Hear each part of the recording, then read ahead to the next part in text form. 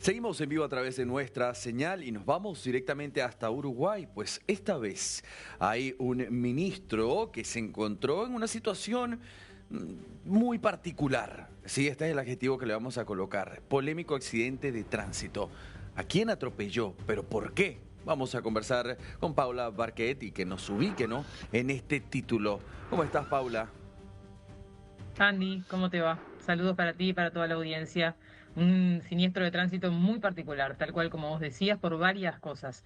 En primer lugar, porque el ministro llevaba su libreta de conducir vencida, y esto lo notó él y lo notó la policía cuando intervino en el accidente. En segundo lugar, y ahora vamos a entrar más en detalle, pero para ordenar a la audiencia, en segundo lugar, el ministro sobrepasa un cartel de pare, o sea, él iba por una calle que tenía un cartel de pare, o sea, que tenía que detenerse en el momento de cruzar. Según la información que hay disponible, más bien de fuentes del Ministerio del Interior, el ministro detiene la marcha, mira a la izquierda, pero no llega a divisar que venía una moto justamente por su izquierda y termina impactando con ese motociclista de unos 25 años. En el accidente el motociclista resulta lesionado, tiene una lesión en la cadera. En principio sería algo sin mayor gravedad, ya está evolucionando favorablemente. El ministro no tuvo ninguna lesión. Pero bueno, en el momento en el que, imagínate que interviene la policía y se encuentra con que su jefe, nada más ni nada menos, es el protagonista del siniestro y encima no respetó un cartel de pare, que es una de las normas más importantes del tránsito, y además llevaba su libreta vencida, por supuesto que esto es muy llamativo. Claro. Y además de eso, bueno, el hecho no se comunicó rápidamente. Esto ocurrió ayer, jueves, a las 6 de la tarde, en la zona del Cerrito, una zona más bien de la periferia de Montevideo. Él iba circulando con su auto particular porque estaba haciendo alguna actividad propia de su vida privada, por eso no llevaba el auto oficial, ni custodia, ni nada por el estilo. Y en esas circunstancias el ministro choca. Y recién hoy, a partir de alguna filtración en redes y después del periodismo que se hace eco de esas informaciones después de chequearlo, el ministerio saca un comunicado.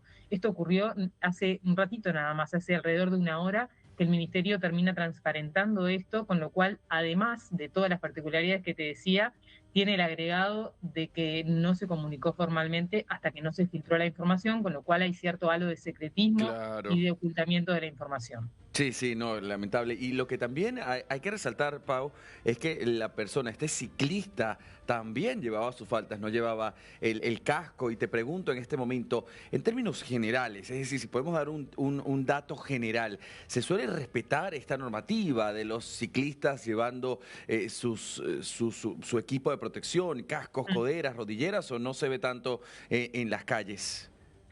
Coderas y rodilleras te diría que no, me animo a decirte que no.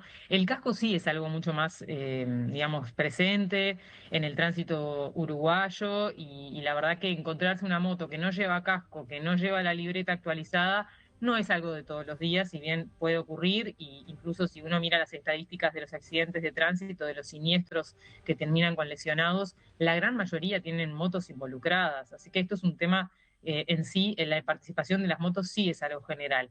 Se dice, los vecinos de la zona han dicho que esa esquina en particular es una esquina con baja visibilidad, que ellos ya habían hecho algún reclamo, pero bueno, eso no exime, por supuesto, al ministro de las responsabilidades.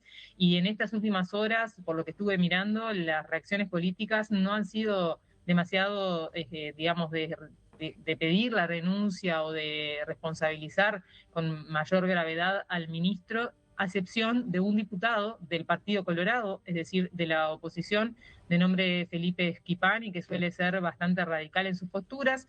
Se puso un tuit que dice: el ministro del Interior chocó y tenía la libreta vencida. Quien debe hacer cumplir la ley, fiscalizar y velar por las normas de tránsito es el primero en incumplirlas. Es Ujú. idéntica la situación a la de la ex ministra Cairo, dice Felipe Schipani, el ministro debe renunciar. Creo que es hasta el momento el único que ha salido a pedir la renuncia de Carlos Negro, y recordando que seguramente muchos de ustedes y tú particularmente recuerden el caso de la ministra de Vivienda, Cecilia Cairo, que siendo ministra de Vivienda no había regularizado su casa como zona urbana y no estaba al día con sus impuestos y debió renunciar forzada por toda la situación pública. El diputado, digamos, igual a esta situación, dice es idéntica. Bueno, tiene sus particularidades. Lo cierto es que el ministro del Interior, el ministro de Seguridad de Uruguay, que vela por la seguridad de todos los uruguayos, incumple una norma muy básica del tránsito, dos normas que son el cartel de pare y el documento al día. Bien, Paula Barquet, gracias.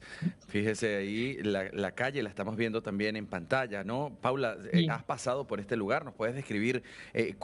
Parece, ¿no?, una zona más suburbial, más tranquila. sí.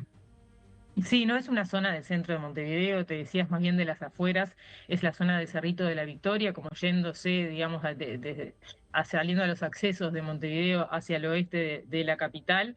Tampoco es una zona aislada, es una zona urbana bueno, que tiene mucho movimiento también. Déjame decirte antes de terminar bueno, el comunicado del Ministerio del Interior aclara que una vez que entra en conocimiento la policía, que hay un llamado a la policía en este contexto, al servicio 911, se realizan las actuaciones correspondientes con los protocolos establecidos, con personal de las unidades que tienen competencia en el hecho.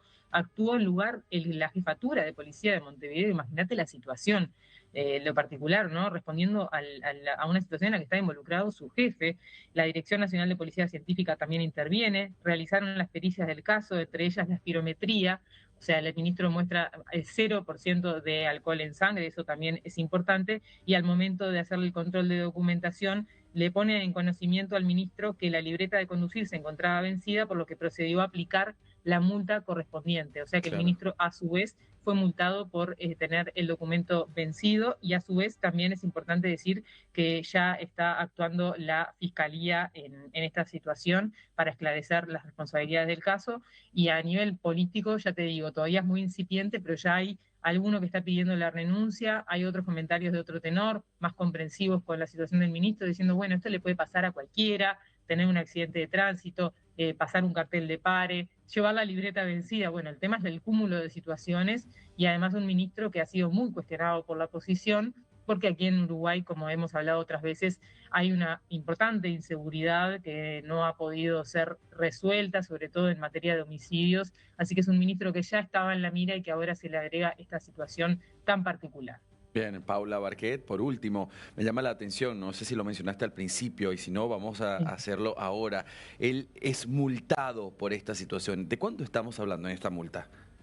No tengo el dato preciso, te diría que es una multa de mediano monto, el no llevar la libreta. Lo importante es que cuando uno no tiene la libreta y comete un accidente de tránsito, eso se agrava, es un Ujú, agravante a la hora de establecer las responsabilidades, que no creo que sean penales desde el momento en que el motociclista no sufrió lesiones de gravedad. claro. Pero en caso de haber sido así, esto podría haber sido un hecho determinante para tener penas mayores, penas considerables a la hora de responsabilizarlo en la justicia. Sí. La multa en sí, te digo honestamente, no sé el monto que implica, me imagino que estará cerca de los $100, que es más o menos lo que se multa acá cuando tenés una infracción así de entidad, digamos. Claro, bueno, ahí vemos, por supuesto, una lección que nos deja toda esta situación, que hoy la podemos conversar nosotros porque estamos hablando nada más y nada menos que el ministro del Interior de Uruguay, pero esto seguramente es la moneda corriente en muchos de los días con personas menos conocidas. Entonces deja, ¿no?, el Sin duda. espacio a recordar que no es un juego andar transitando sin cumplir con los reglamentos, la ley de tránsito en los aspectos hasta los más mínimos, porque estamos hablando de vidas. Hoy, por supuesto, es un incidente, ¿no? Lo que pasó es algo, detalle nada más que deja ahora las multas, pero en otras oportunidades tenemos que hablar de víctimas fatales y es allí donde la situación ya es irreversible. Sí, totalmente, pero además el ingrediente de quienes tienen que dar el ejemplo, Andy. Que Sí. aquí en Uruguay, no sé si es algo tan extendido, pero la sensación de los uruguayos, que muchas veces hablamos, ¿no? El común de los uruguayos realmente está en una posición de descreimiento de los políticos. Entonces, Ujú, este tipo de situaciones no suma no ayuda. positivamente en ningún sentido, ¿no?